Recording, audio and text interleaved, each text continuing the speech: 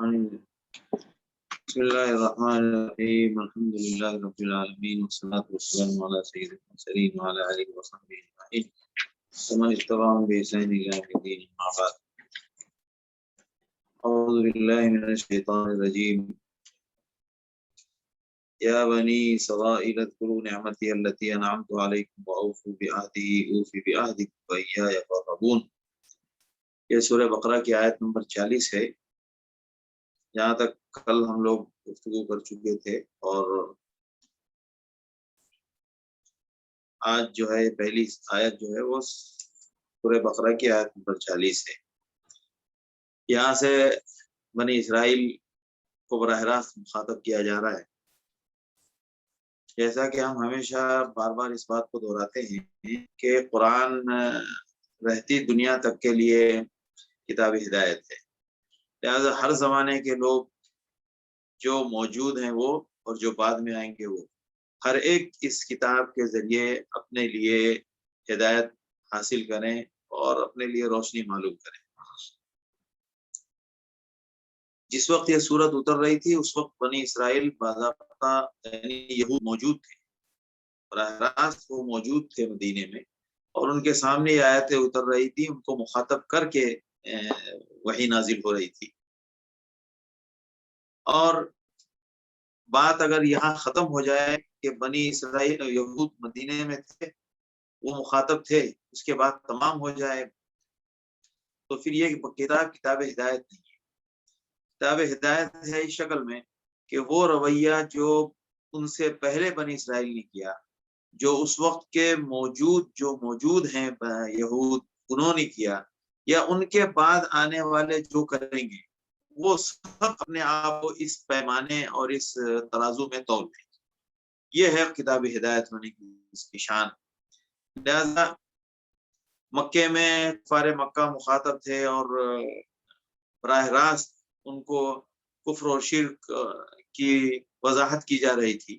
یہاں بنی اسرائیل نے جو آسمانی کتابوں کے ساتھ، انبیاء کے ساتھ جو ناقدری کی اور جو اس کے ساتھ رویہ اختیار کیا، جو سراسر اللہ کی مرضی کے خلاف تھا اور ان کی عاقبت کو برباد کرنے والا جو رویہ اور کردار تھا، ان سب پہلوؤں کو واضح کیا گیا۔ اس روشنی میں مخاطب وہ تھے، اس روشنی میں دوسرے لوگ بھی اپنے آپ کو اپنا راستہ طے کریں۔ لہذا بنی اسرائیل کو سب سے پہلے یہ بتایا، مطلب بنی اسرائیل کو یہ یاد دلایا گیا کہ آپ کے ساتھ معاہدے کیا ہوئے تھے، آپ کے اوپر انعامات کیا ہوئے، اور آپ نے فردن آپ نے غلطیاں اور جرم کیا کیا کیے۔ کھلی کتاب ہے، اس کو آپ پڑھتے جائیں۔ لہذا سب سے پہلے تو ان سے کہا گیا کہ بنی اسرائیل تم اللہ کی نعمتوں کو یاد کرو جو وہاں پہ کتنی نعمتیں کی اللہ نے۔ یا بنی اسرائیل اذکروا نعمت التی انعمت علیکم واوفوا بعہدی اوفی بعہدکم، اور لہٰذا جو عہد میرے ساتھ کیا تھا اس عہد کو پورا کرو۔ عہد کیا تھا کہ جب بھی کوئی نبی آئیں گے اس نبی کے دین کو اختیار کریں گے۔ وَإِذْ أَخَذْنَا مِيثَاقَ بَنِي إِسْرَائِيلَ لَا تَعْبُدُونَ إِلَّا اللَّهَ وَإِذْ أَخَذْنَا مِيثَاقَ، جب بھی کوئی نبی لَا تَعْبُدُونَ إِلَّا اللَّهَ، اللہ کے علاوہ کسی کی بندگی اختیار نہیں کرو گے۔ جب اللہ کی بندگی میں رسالت بھی شامل ہے کہ اللہ نے جس کو نبی بنا کر بھیجا اسی کو نبی بھی ماننا ہے۔ لہذا کلما جاءکم رسول مصدق لما معکم، جب کوئی نبی تمہارے پاس آتا ہے، نبذ فریق من الذین اوتوا الکتاب، چھوڑ دیتے ہو، دھتکار دیتے ہو، اس کی نکیر کر دیتے ہو، جبکہ آپ سے یہ بات بھی طے ہو گئی تھی اور آپ کو اللہ نے، اچھا یہ بات کیوں طے ہو گئی تھی؟ ان کی ہدایت کے لیے، ان کی نجات کے لیے۔ اوفوا بعہدی اوفی بعہدکم وإیایا فارہبون، اور صرف مجھ سے ہی ڈرو۔ تو یہ بنی اسرائیل کو پورا عہد بتایا جا رہا ہے کہ آپ نے، آپ کے ساتھ معاملہ کیا ہوا اور آپ نے کیا کیا۔ لہٰذا انہوں نے کیا کیا؟ لا تلبسوا الحق بالباطل وتکتموا الحق، حق کو مکس مت کرو، حق کے اندر کنفیوژن مت پیدا کرو، اور حق کو چھپاؤ مت۔ حق کے سلسلے میں دو غلطیاں ان کی بڑی تھی۔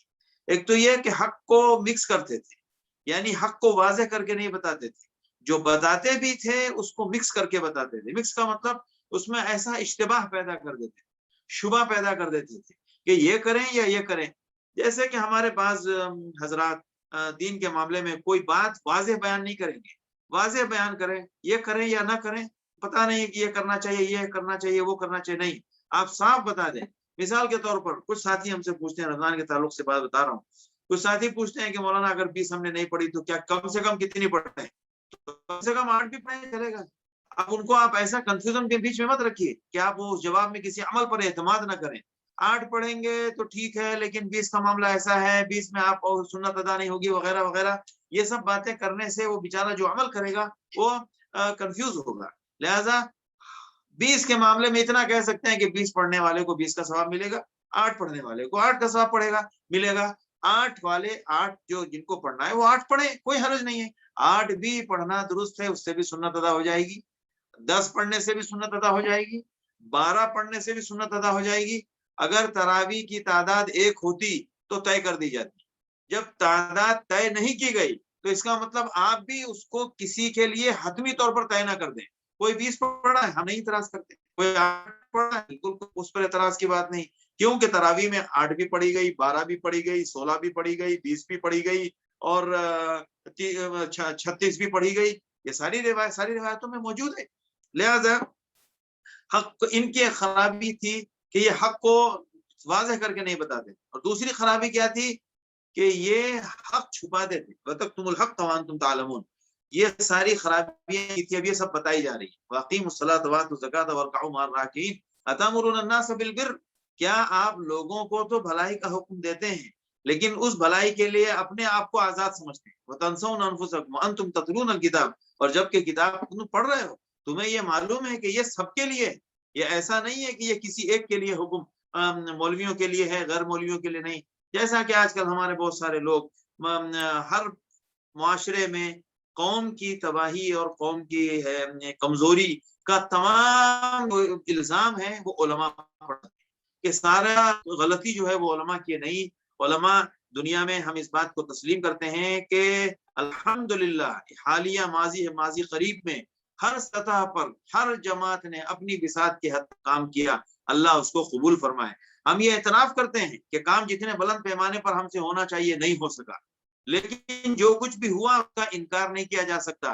پڑھے لکھے لوگوں کے لیے محنتیں ہوئی، عوام کے لیے محنت ہوئی، تعلیم گاہیں قائم ہوئی، دینی ادارے قائم ہوئے، عصری تعلیم گاہیں قائم ہوئی، اور رفاہی طرز پر بہت ساری تنظیموں نے کام کیا۔ انسان جتنا اس کے بس میں ہے وہی کر سکتا ہے، اور وہ اسی کا مکلف بھی ہے، اور وہ الحمدللہ بے شک جہاں پر ہم اپنی کمزوری کا اعتراف کرتے ہیں وہاں پر اس کا بھی اعتراف کرتے ہیں کہ جو ہوا اللہ اس کو قبول فرمائے، اس کا بھی انکار نہیں کیا جا سکتا۔ تو وَأَنْتُمْ تَتْلُونَ، اب بعض حضرات دین کے احکام کو دوسروں کے لیے سمجھتے ہیں، اپنے آپ کو آزاد سمجھتے ہیں۔ اسی طرح وَاسْتَعِينُوا بِالصَّبْرِ وَالصَّلَاةِ، نماز اور صبر سب سے بڑا انسان کا ہتھیار ہے، مومن کے لیے بھی سب سے بڑا ہتھیار ہے۔ صبر کرو، کوئی بھی معاملہ پیش آ جائے تھوڑا انتظار تو کرو، دیکھو تو صحیح کہ مشیت کا ارادہ کیا ہے، مشیت اللہ کی قدرت اور فطرت کا نظام کدھر جانا چاہ رہا ہے۔ دنیا میں جو کچھ بھی ہو رہا ہے اللہ کی مرضی اور اللہ کی منشا کے بغیر نہیں ہو رہا ہے، اور ایسا نہیں ہے کہ لوگوں کی اپنی سیاست اور لوگوں کی اپنی چال بازی تو کام کر رہی ہے لیکن اللہ کی قدرت نے کنارہ کشی اختیار کر لی ہے۔ ایسا ایسا ایسا تصور کرنا ہمارے لیے سچ پوچھیے ہمارے ایمان کی کمزوری کی بات ہوگی۔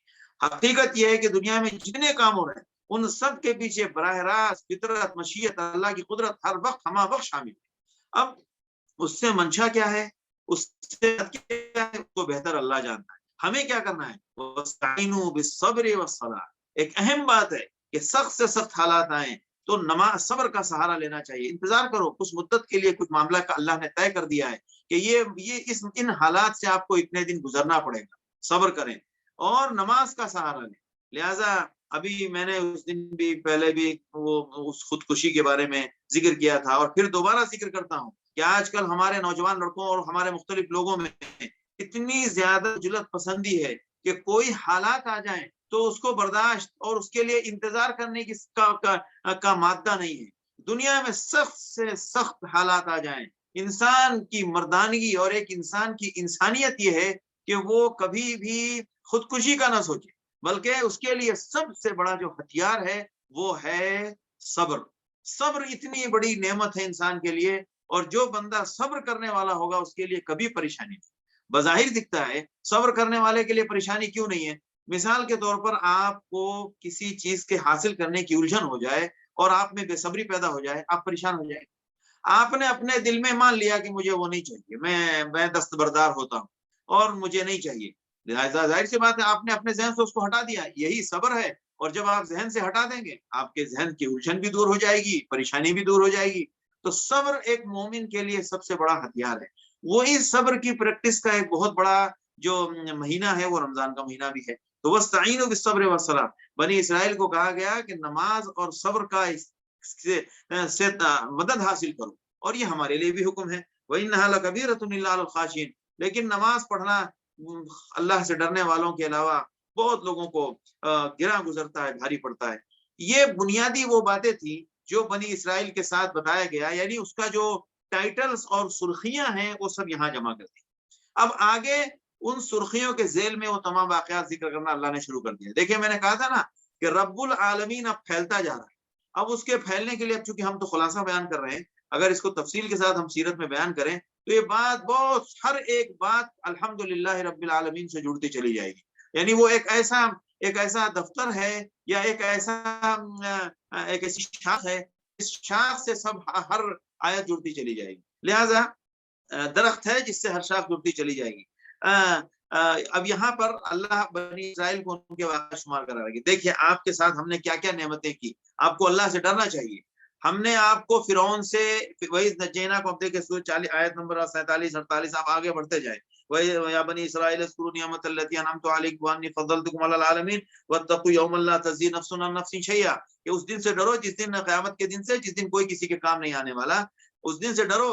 یہ پہلے بتا دیا، اور پھر اب ان کی تفصیل بتائی جا رہی ہے کہ ہم نے تم کو فرعون سے کہ ایسے خطرناک پریشانیوں سے اور اس کی ایسی خطرناک آزمائشوں سے اور اس کے تکلیف دہ ایام سے ہم نے تم کو نجات دی۔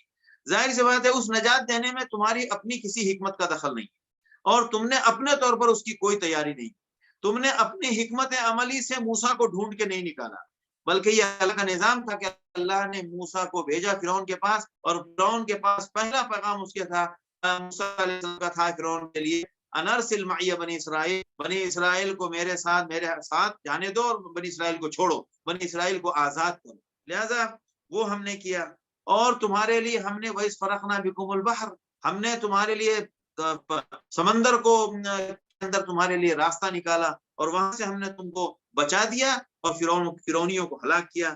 ہم نے تم سے 40 دن کا وعدہ کیا، اس 40 دن کے بعد تم نے کیا کیا؟ ثم اتخذتم العجل، تم نے بچڑے کی پوجا میں تم لگ گئے، پھر ہم نے اس کو معاف کر دیا، پھر ہم نے تمہیں کتاب دی، اور ایسی کتاب دی جو بالکل واضح ہے اور حق اور باطل کو سمجھانے والی ہے۔ اور جب تم نے بچڑے کو جو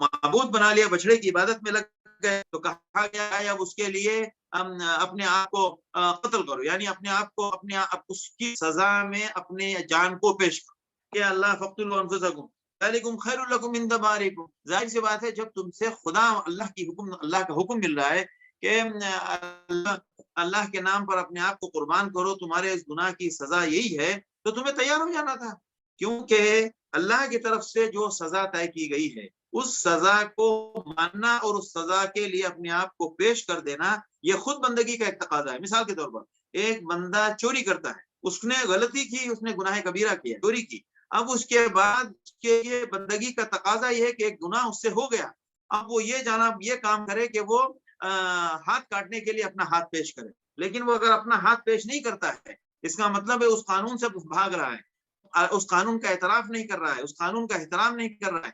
پہلے اس نے غلطی کی، اب دوسری غلطی یہ کر رہا ہے کہ وہ اس حد جو حد کا وہ مستحق قرار پایا، اس سے اپنے آپ کو اپنی جان چرا رہا ہے، تو یہ دوسری غلطی ہے۔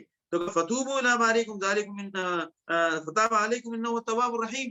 وَإِذْ قُلْتُمْ یا موسیٰ، جب یہ پہاڑی پر گئے تھے تو انہوں نے کہا کہ ہم تو جب تک اللہ کو اپنی آنکھوں سے نہیں دیکھ لیں گے جب تک ہم نہیں ماننے والے، تو وہیں پر ان کو ایک جھٹکا لگا، اور اس جھٹکے پر وہ سب ہلاک ہو گئے۔ اللہ نے احسان کیا موسیٰ علیہ السلام کی دعا سے، ان کو دوبارہ زندہ کر دیا، یہ دوبارہ ہم نے تم پر احسان کیا۔ ایک اور احسان تم پر کیا کیا کہ جب تم وہاں سے بچ نکلے تو ہم نے تمہارے اوپر جب فرعون سے کو غرق کر دیا اور تم کو ہم نے سمندر سے بچا نکالا، تو اس کے بعد جب تم آگے نکلے تو وہاں پر تمہارے لیے کھانے پہننے اور کھانے پینے کی اور سائے کی بڑی ضرورت تھی، تو ہم نے تمہارے اوپر بادل کا سایہ کیا، من و سلوا تمہارے اوپر نازل کیا، اور یہ سب کچھ کیا، یہ احسان شمار کرا رہے ہیں۔ دیکھو تمہارے اوپر حق پر رہنے کے لیے اور تم کو حق پر باقی رکھنے کے لیے اللہ نے تمہارے اوپر کتنے وہ احسانات کیے جس کو تم اپنی نظروں سے دیکھ رہے تھے، جس کو تم اپنے براہ راست اپنے حواس سے معلوم کر رہے تھے، یہ سب کچھ تم نے دکھا ہے، اور اس کے بعد تم اپنی حرکت دے دی۔ اب اس کے بعد ہم نے کہا کہ اللہ فرمانا ہے کہ اور جب ہم نے تم سے کہا کہ شہر میں داخل ہو جاؤ، اور شہر میں داخل ہونے کے لیے چونکہ تم نے غلطی کی ہے، لہذا اس غلطی کے لیے تمہیں اللہ سے معافی مانگتے ہوئے تمہیں یہ کہنا ہے کہ حطہ حطہ حطہ، اے اللہ ہمیں معاف کر دے، اللہ ہمیں معاف کر دے، ہم اپنے جرم کا اعتراف کرتے ہیں، ہم تمہاری غلطی کو معاف کر دیں گے۔ ہم نے تمہارے لیے تمہارے اس جرم کی سزا کے طور پر یہ ایک یعنی سزا کی شکل میں ہم نے تمہارے لیے ایک تدبیر متعین کی، تم نے اس کو کیا کیا، بدل دیا، اور اس کی جگہ دوسرا لفظ بولنے لگے، فبدل الذین ظلموا قولا غیر الذی، کوئی کہتے اس میں الگ الگ الفاظ ہیں، وہ حتمی طور پر نہیں کہا جا سکتا، کچھ لوگ کہتے ہیں کہ حنطہ کہنے لگے وغیرہ، واللہ عالم۔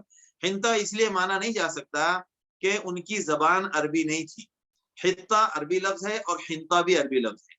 حطہ دراصل اس لفظ کا ترجمہ ہے جو ان سے کہا گیا تھا، کہ ان سے کہا گیا کہ معافی مانگنے والا لفظ جو تھا وہ حطہ کے معنی میں تھا، اسی کی جگہ پر انہوں نے دوسرا کوئی لفظ استعمال کیا، واللہ عالم۔ وَإِذِ اسْتَسْقَىٰ مُوسَىٰ لِقَوْمِهِ، جب تمہارے ساتھ پانی کی پریشانی آئی تو تم نے موسیٰ سے کہا موسیٰ پانی کی پریشانی چل رہی ہے، کچھ مسئلہ حل کرو۔ یعنی یہ بالکل ایک ایسے کسی نمائندگی کے لیے جو کوئی حکومت کا عہدیدار، حکومت کا کوئی نمائندہ کہیں جاتا ہے اور اس کی تمام ضروریات کا خیال وہاں کی دوسری حکومت رکھتی ہے، اس طرح یہ امت بنے ہوئے تھے۔ یہ ایسا لگ رہا ہے کہ جیسے کسی اللہ کے متوازی طاقت کے نمائندے ہیں، یہ اللہ کے بندے نہیں ہیں، ہر چیز میں مطالبہ کر رہے ہیں اور ہر ڈیمانڈ اپنی پوری کروانا چاہ رہے ہیں۔ تو اللہ تعالیٰ نے وہ سب ان کی پوری کر کے بھی دیا، کیوں؟ تاکہ تم اللہ کی نعمتوں اور ان نشانیوں کو دیکھ کر موسیٰ کی نبوت کو کما حق اس پر ایمان لاؤ، اور اللہ کو پہچانو اور اللہ پر ایمان لاؤ۔ لہذا موسیٰ سے تم نے مانگا، موسیٰ کو ہم نے کہا کہ موسیٰ چھڑی لگاؤ اس پتھر پر، اس سے 12 چشمے پھوٹ پڑے۔ اسی طرح انہوں نے کہا کہ ان کو جو من و سلوا مل رہا تھا، تو اب جناب من سلوا پہ وہ مطمئن نہیں ہے، کہہ رہے نہیں ہمیں من سلوا نہیں چاہیے، ہم نے وہی ساگ سبزی اور وہی دال اور کیا کہتے ہیں کہ یہ سب ساری چیزیں چاہیے۔ تو قرآن نے کہا کہ اللہ کی طرف سے حکم آیا کہ جب تمہیں ان نعمتوں پر اطمینان نہیں ہے تو جاؤ مصر کے بازار میں جاؤ، وہاں ساری چیزیں پڑھی، وہی محنت کرو اور وہی انہی چیزوں میں لگے رہو۔ تو ساری نعمتیں شمار ہونے کے بعد اب دیکھیے ایک اہم جملہ آ رہا ہے، غور سے سنیے۔ ان الذین، آیت نمبر 162، ان الذین آمنوا ایک جماعت، والذین ہادو دو جماعت، والنصارى تیسری جماعت، والصابین چوتھی جماعت۔ ہمارے مسلمانوں کو بھی اس میں مخاطب کر کے کہا جا رہا ہے کہ بے شک وہ لوگ جو ایمان لائے مومنین، اور وہ لوگ جو یہود ہیں، والذین ہادو، والنصارى اور وہ لوگ جو نصارہ ہیں، والصابین اور وہ لوگ جو صابین ہیں، یہ سارے لوگ، یہ سارے جماعت والے اپنے جماعت کے نام پر اپنے آپ کو یعنی اپنی شناخت جماعت کے نام پر نہ بنائے، یعنی جماعت کے نام پر شناخت نہ بنائے، جیسے کہ ہم مسلمان ہیں، یہ ہماری ایک شناخت ہے بس اور کچھ نہیں۔ تو یہود کہیں کہ ہم یہود ہیں، یہ ہماری شناخت ہے، والنصارى تو نصارہ کہیں کہ ہماری یہ شناخت ہے، ہمارا یہ مذہبی تہوار ہے، ہماری یہ کتاب ہے، یہ ہے وہ ہے، یہ ایک شناخت بنانی انہوں نے اپنی۔ اور صابین ہمارا مذہبی طریقہ یہ ہے، ہمارا یہ لباس ہے، ہمارے یہ پیشوا ہوتے ہیں۔ یہ ساری شناختوں کی بنیاد پر آپ سے سوال نہیں ہو رہا ہے، اور ہمیں آپ کی شناخت مطلوب نہیں ہے، اور ہمارا مطالبہ انسانوں میں شناخت اور جماعت کی بنیاد پر نہیں ہے، حتیٰ کہ اس میں مسلمان بھی شامل ہو گئے۔ لہذا مسلمان بھی اگر اپنی قومی بنیاد پر اپنی شناخت کراتے ہیں یا اپنے آپ کو وہ ایک قوم سمجھتے ہیں، تو پھر قرآن کے ہاں یہ معتبر نہیں ہے۔ کیا معتبر کیا ہے؟ چاہے مومن بھی ہو، اس کے لیے بھی ضروری ہے من آمن باللہ والیوم الاخر وعمل صالحا، کہ ایمان اللہ کی ذات پر جیسا مطلوب ہے ویسا ہونا چاہیے، اور اللہ پر اور آخرت کے دن پر، اور عمل صالح ہونا چاہیے۔ لہذا یہ چیزیں اگر ہیں تو وہ اگر یہود میں بھی ہوگی، وہ اگر نصارہ میں بھی ہوگی، وہ اگر صابی میں بھی ہوگی، جو بھی ان میں سے اس شرط پر پورا ہوگا، حتیٰ کہ وہ لوگ جو مومن کہتے ہیں وہ بھی اگر اس شرط پر پورے ہوں گے تو ان کے لیے لہم اجرہم عند ربہم ولا خوف علیہم ولا هم يحزنون، تو اجر ملے گا۔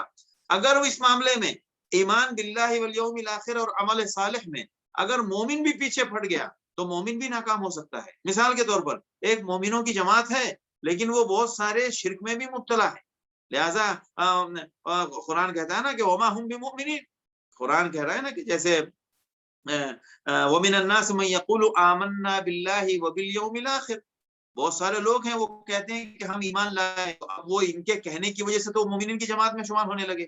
قرآن کہتا ہے کہ وہ مومنین کی جماعت میں شمار تو ہو رہے ہیں لیکن مومن نہیں ہیں۔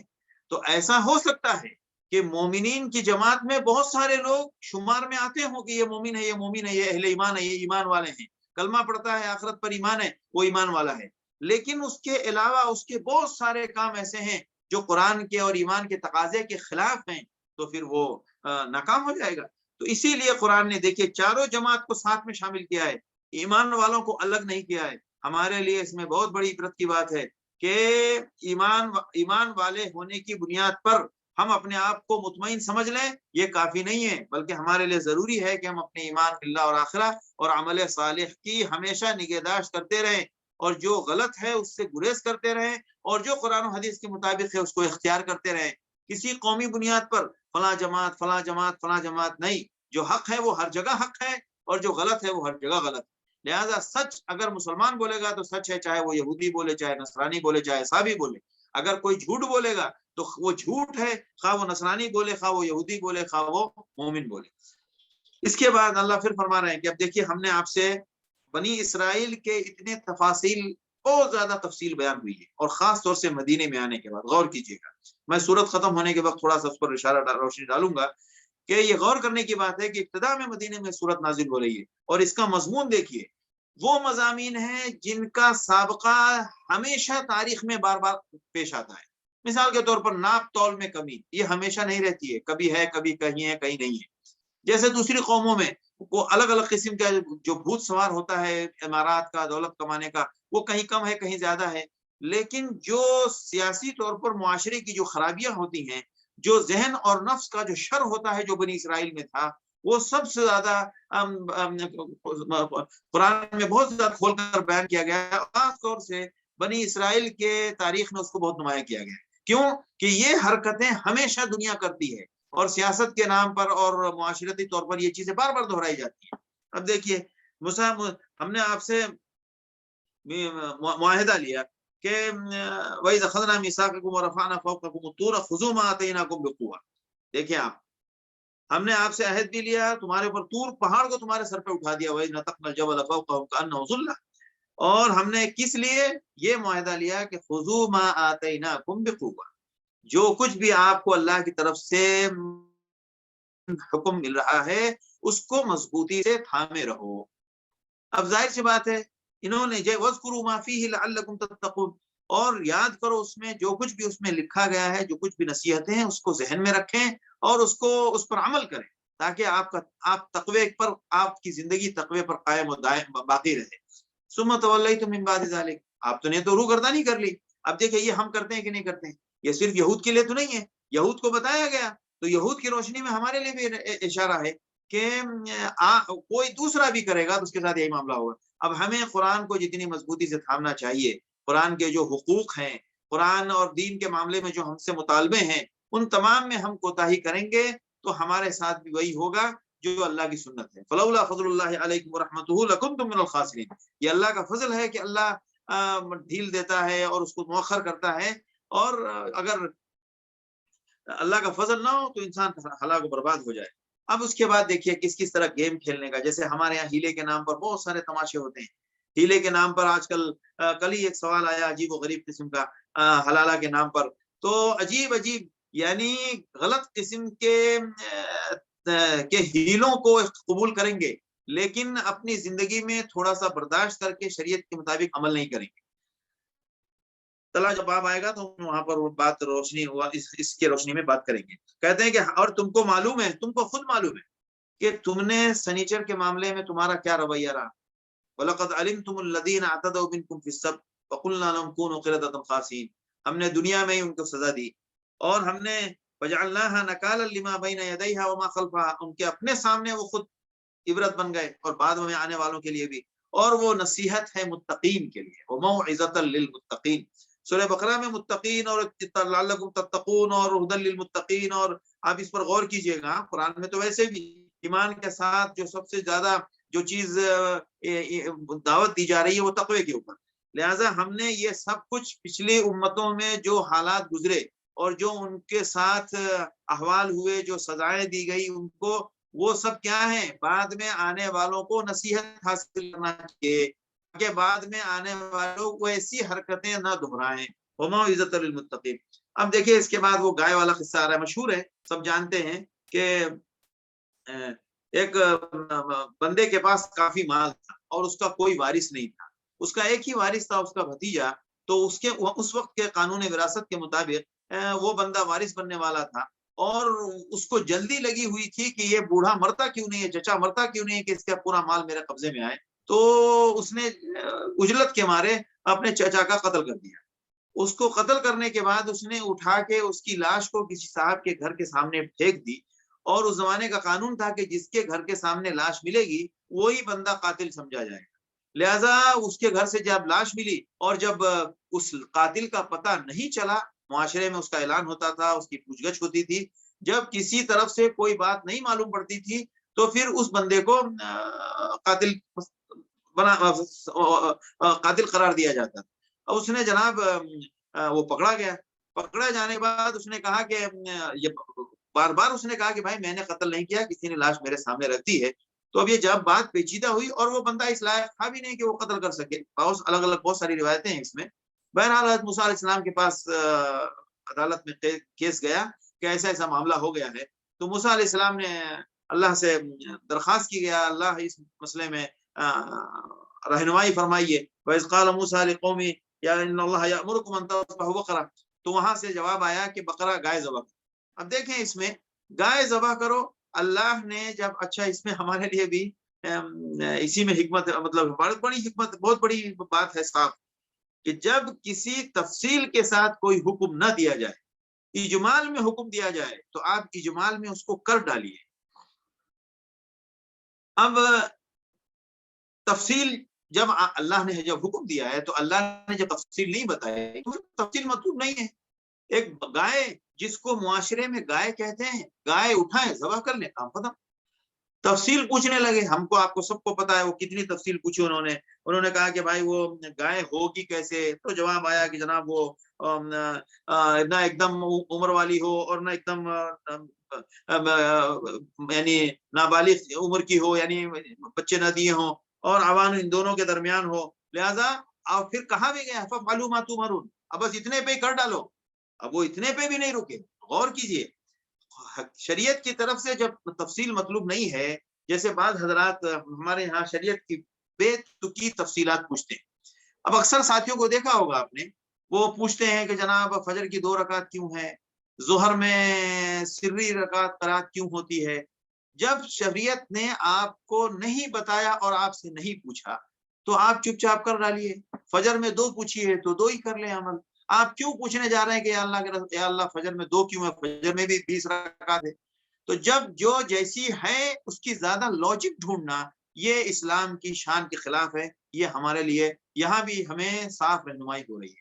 فَافْعَلُوا مَا تُؤْمَرُونَ. پہلے سوال کے جواب میں کہا گیا ہے کہ جو حکم دیا جا رہا ہے کر ڈالو، اس کے باوجود نہیں کر رہے. کیا بول رہے ہیں کہ بھائی اچھا ٹھیک ہے رنگ تو بتایا نہیں آپ نے. اب ظاہر سی بات ہے جب رنگ مطلوب نہیں ہے کوئی بھی رنگ چلے گا. اب رنگ پوچھا تو ادھر سے رنگ آیا، اب لیجئے جناب رنگ کے پریشانی ہو گیا. اب رنگ کے بعد بھائی رنگ بھی مل گیا، عمر بھی مل گئی، لیکن ابھی بھی ہم کنفیوز ہیں، جو اس کی ٹوٹل ڈیٹیل نہیں مل رہی ہے. تو انہوں نے کہا کہ بھائی لا ذلول تثیر الارض، کبھی اس نے اب اس کنڈیشن بڑھتی جا رہی ہے.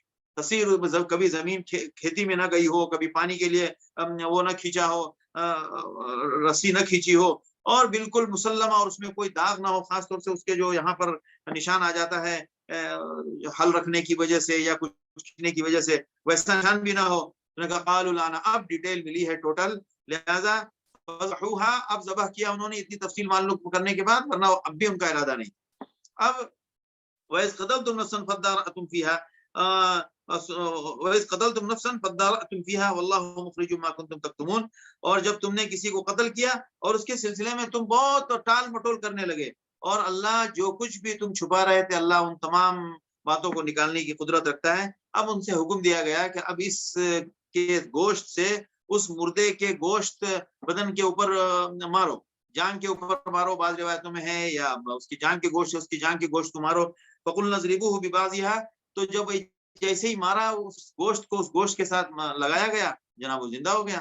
زندہ ہونے کے بعد اس سے پوچھا گیا کہ بھائی تمہارا قاتل کون ہے؟ تو اس نے کہا کہ بھائی میرا قاتل تو میرا بھتیجا ہے، میرے بھتیجے نے مجھے قتل کیا ہے۔ كَذَلِكَ يُحْيِي اللَّهُ الْمَوْتَىٰ، اللہ تعالیٰ مردوں کو زندہ اسی طرح کر دے، یعنی کوئی جان کیسے زندہ ہوگی یہ اللہ کی قدرت ہے، اللہ نے عملی طور پر فزیکلی ان کو دکھا دیا۔ وَيُرِيكُمْ آيَاتِهِ، اللہ اپنی نشانیاں دکھاتا ہے۔ اب دیکھیں یہاں دو مسئلہ حل ہوا، ایک مسئلہ یہ حل ہوا کہ قاتل کا پتہ چل گیا، دوسرا مسئلہ یہ حل ہوا کہ کو کیسے کرنا ہے، وہ عملی طور پر اللہ نے بنی اسرائیل کو دکھایا۔ نبی مسیح موسیٰ علیہ السلام کے نبی ہونے کے، یعنی نبی موسیٰ کی موجودگی میں یہ واقعہ پیش آیا، اور قرآن میں اللہ نے اللہ کے رسول صلی اللہ علیہ وسلم پہ اس واقعے کو نازل فرمایا اور ان الفاظ کو ذکر فرمایا۔ تو پتہ کیا چلا کہ مردوں کو زندہ کرنے کی ایک کھلی دلیل، بہت ساری دلیلوں میں سے ایک دلیل پہلے گزر چکی ہے جو یہاں موجود ہے۔ اب ہر بندے کے سامنے اس کو دہرایا جائے، یہ دلیل کا قانون نہیں ہے۔ ثم قست قلوبکم، اس کے بعد پھر تمہارا دل سخت ہو گیا۔ فہی کالحجارہ، بلکہ تم پتھر کی طرح سخت ہو گئے اور پگھلنے کا نام نہیں لیتے۔ اب ان کی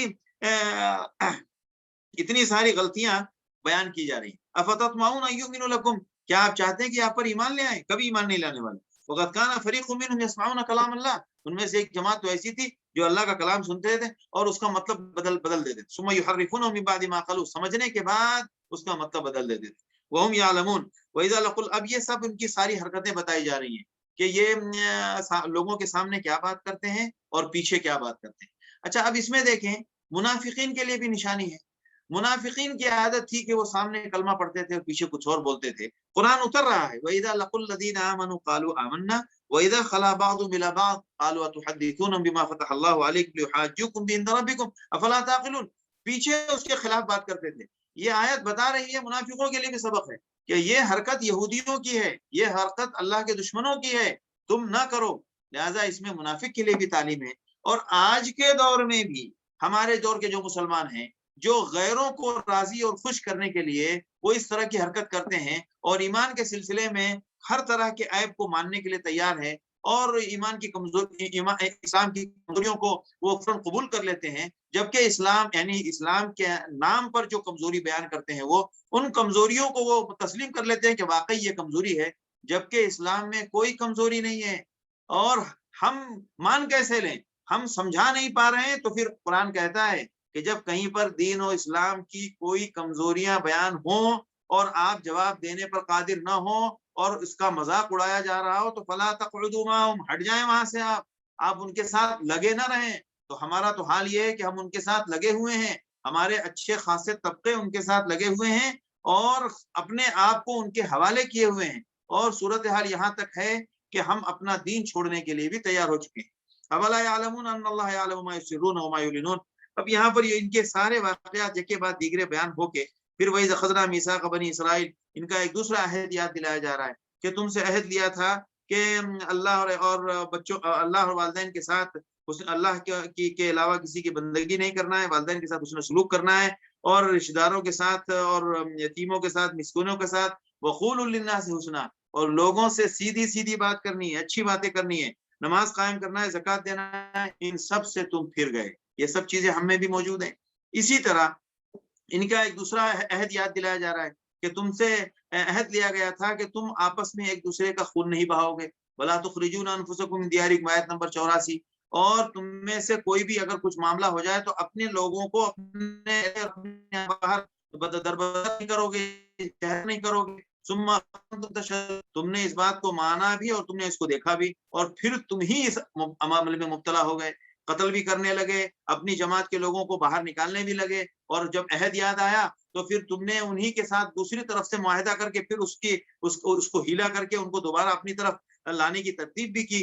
تو کہتے ہیں کہ تو فما جزاء من یفعل ذلک منکم، تو جو آدمی جو قوم ایسی حرکت کرے اس کا اس کے علاوہ اور کیا سزا ہو سکتی ہے کہ قیامت میں رسوا ہو، خزي فی دنیا میں رسوا ہو، ویوم القیامت یردون الی اشد العذاب، اور قیامت کے دن خطرناک عذاب کی سزا ان کو دی جائے۔ اولئک الذین اشتروا الحیات الدنیا بالآخرہ، یہ لوگ ہیں جنہوں نے دنیاوی زندگی کو آخرت کے بدلے دنیاوی زندگی خرید لی، یعنی اپنی آخرت بیچ دی ہے اور دنیاوی زندگی کو خرید لی اور اسی پر مطمئن ہو گئے ہیں، لہذا نہ تو ان کا عذاب ہلکا ہوگا۔ اب یہاں پر ایک سوال پیدا ہوتا ہے، جیسے قرآن نے یہاں کہا ہے کہ خزي فی الحیات الدنیا، دنیاوی زندگی میں ان کے لیے رسوائی ہے، تو ہمارے بعض ساتھیوں کو سمجھ میں آئے گا جناب ساری بڑی کمپنیاں، سارے بڑے بڑے نظام، پوری دنیا کی سیاست، یہ فلاں فلاں فلاں سب ان کے ساتھ ہے، ان کے پاس ہے، اور ان کے لیے رسوائی کیا ہے؟ دیکھیے رسوائی ان کے نزدیک، رسوائی کا مطلب یہ ہوا کہ جو اہل حق ہیں، اہل حق اور حق والوں، مثال کے طور پر فرشتے ہیں یا علماء دین ہیں، اور جو حق پر چلنے والے لوگ ہیں وہ ہیں، یہ سارے جو حق کی جماعت ہے، یہ ساری حق کی جماعت ایک لمحے کے لیے بھی یہود کی عزت اور ان کا وقار ان کے دل میں نہیں۔ ان کا وقار ان کے دل میں کس کے دل میں ہے؟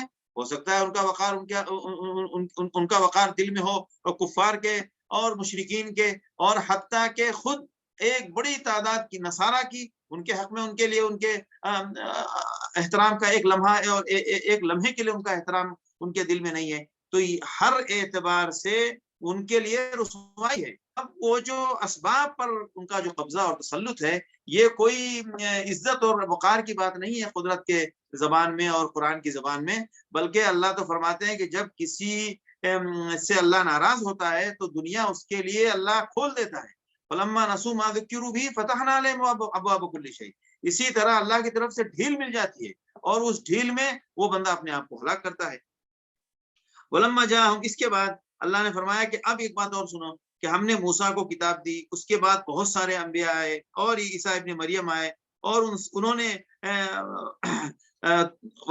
ان کو ہم نے بہت ساری نشانیاں دی اور روح القدس کے ذریعے ان کی تائید کی۔ جب بھی تمہارے پاس نبی آئے ایسی باتوں کو لے کر جو تمہارا دل نہیں چاہتا تھا تو تم تو انکار کر دیتے تھے، یعنی تمہارا مطلب یہ ہوتا تھا کہ نبی وہ باتیں لے کر آئے جو ہمارا دل چاہتا ہے، اور نبی سے وہ باتیں سنتے تھے جو تمہارے من مزاج کے خلاف ہوتی، تو ففریقاً کذبتم، تو ایک جماعت انبیاء کو تم نے قتل کر دی، جھٹلا دیا، اور ایک جماعت انبیاء کی تم نے قتل کر دی، یعنی تم نے نبیوں کے ساتھ برتاؤ کیا کیا؟ یعنی ایک بڑی تعداد کو کیوں جھٹلایا، ان کا انکار کر دیا، ان کو نبی نہیں مانا، اور ایک بڑی تعداد کو قتل کر دیا۔ تو قالوا قلوبنا غلف، اور اوپر سے کہتے تھے ارے ہمارے دل جو ہے نا، ہمارے دل میں پتہ نہیں کیا پردہ سا لگا ہوا ہے اور ہمیں سمجھ میں نہیں آتی بات۔ تو اللہ نے کہا بل لعنہم اللہ، سمجھ میں کیوں نہیں آتی دین کی باتیں؟ اس لیے کہ اللہ کی لعنت ہے تمہارے اوپر، بکفرہم، کیوں کہ تم مستقل کفر کرتے رہے اور تم نے ایمان کا ایک لمحے کے لیے سوچا بھی نہیں۔ لہذا جب دین کی باتیں نہ سمجھ میں آئے تو اس کا مطلب یہ ہوتا ہے کہ انسان کے اوپر اللہ کی رحمت اور اللہ کی توجہ کی کمی ہے، اس کا بہت خیال کرنا چاہیے اور اس کی فکر کرنی چاہیے، اور اس کو اپنے جب یہ چیز محسوس ہو تو توبہ کا بہت اہتمام اور اچھی صحبت کا اہتمام کرنا چاہیے، اور اپنی غلطیوں کے اعتراف کا مزاج بنانا چاہیے، یہ چیزیں پھر اس روشنی میں دور ہوں گی۔ آخر دعوانا الحمدللہ رب العالمین۔ اللہ خیر، تو پھر آج کی اس نشست کے لیے اگر جیسے کل بتایا گیا تھا کوئی ایک آدھ سوال پوچھنا چاہتا ہے تو ہم مائک جو ہے وہ اوپن کرتے ہیں، آپ اپنا مائک ہینڈ ریس کریں، ہم آپ کا مائک اوپن کر دیں گے، ایک سوال کوئی پوچھ سکتا ہے۔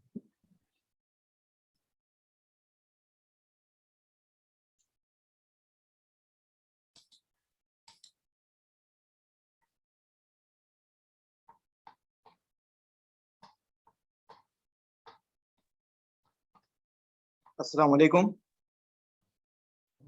حضرت، میرا سوال یہ ہے کہ کیا گائے کا ذبح کرنا یہاں پہ ایسا معلوم ہوتا ہے کہ گائے کا صدقہ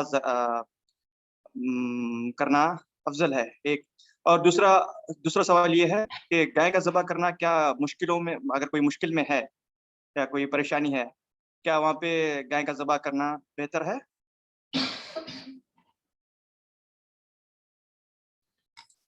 مولانا انمیوٹ کریں اپنے آپ کو، مولانا انمیوٹ کریں اپنے آپ کو۔